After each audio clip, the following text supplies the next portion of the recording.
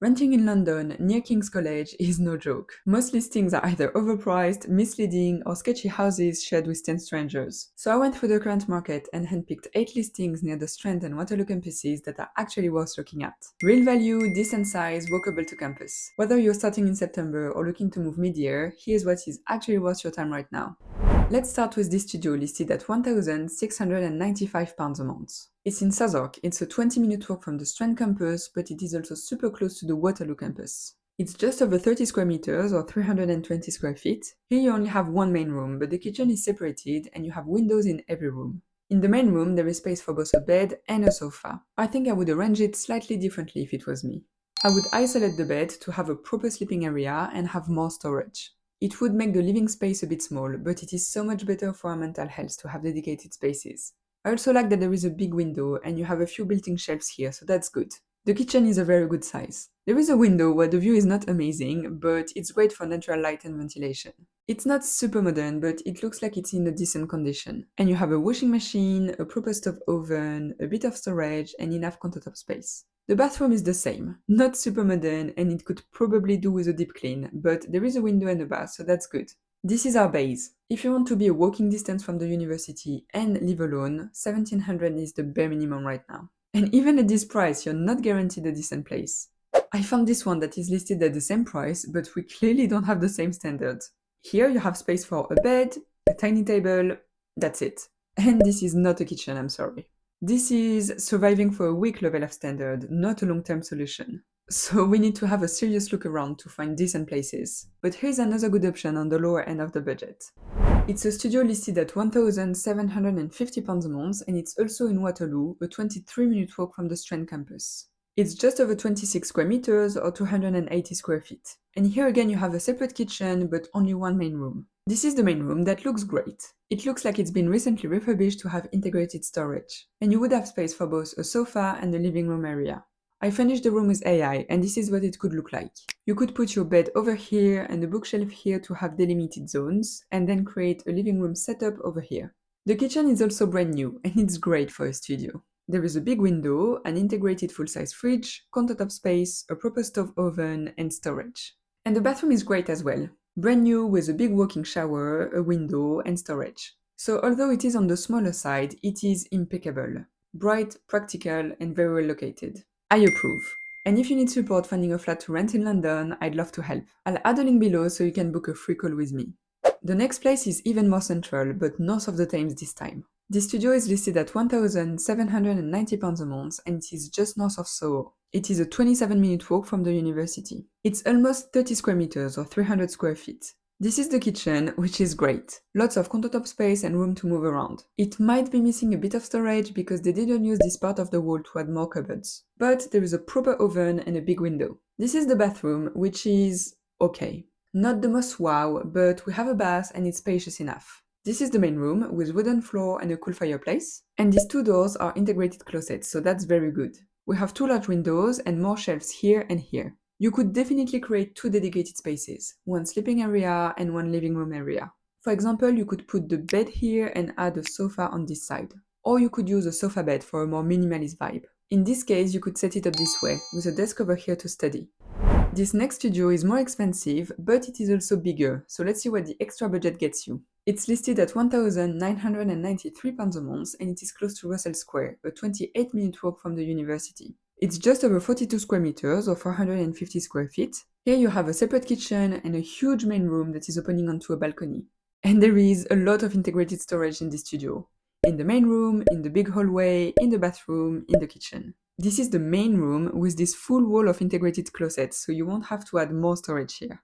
And you can use this space for both a living room area and a bedroom area.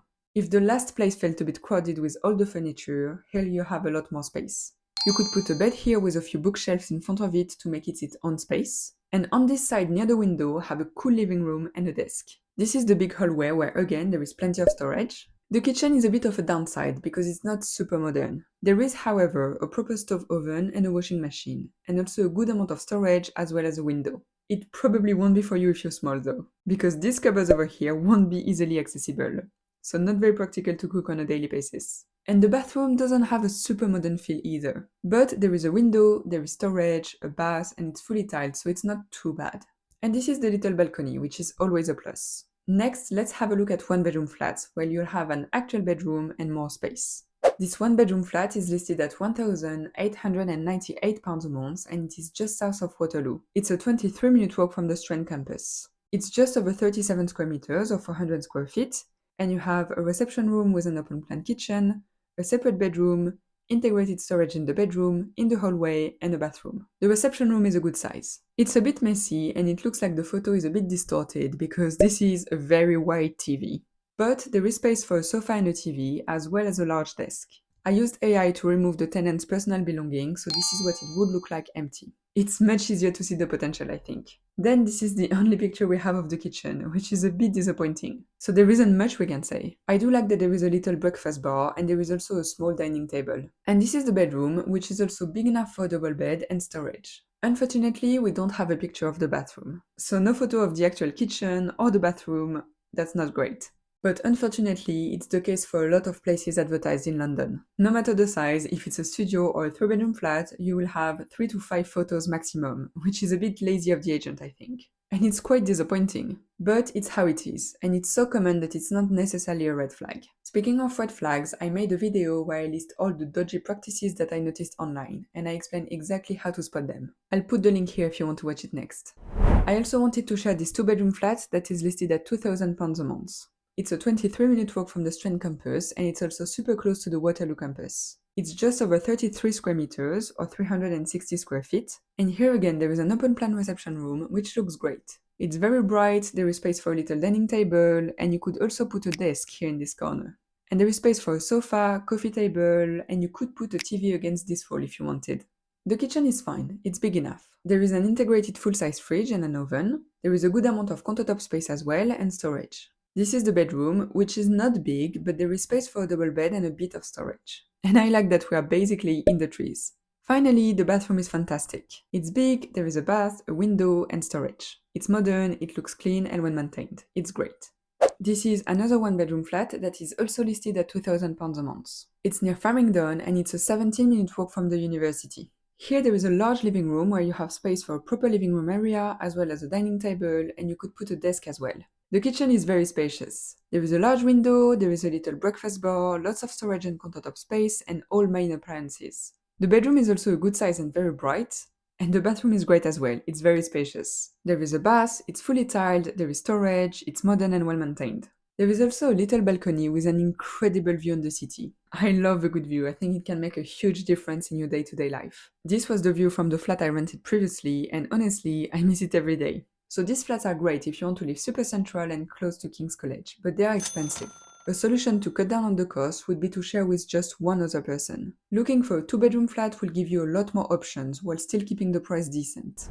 For example, let's take a look at this 2-bedroom flat. It's listed at £2,396 a month and it is in South Bank, an 18-minute walk from the university. You have a huge dining kitchen that is very modern, with big windows and storage, as well as a lot of countertop space. There is a very spacious living room as well, with plenty of space for a large sofa and TV. I edited the picture to show you the potential, and this is what it could look like. I kept the exact same furniture, but I moved them around to make the most of the space. And I added a desk to have a study area in here as well. The desk would be for the person living in this bedroom. Here you would have space for a double bed and storage, but you wouldn't be able to put a desk. So having it in the living room could be an alternative.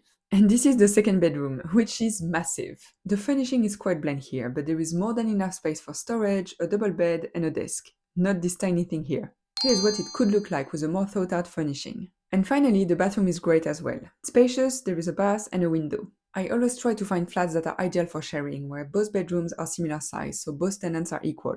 It's not perfect here because one room is smaller than the other, but it would still make a cool space to share with just one friend. Each tenant would pay just under £1,200 a month for a lot more space than the individual studios we've seen before. If you want to see more options in central London, you can click here to see my selection of places near UCL.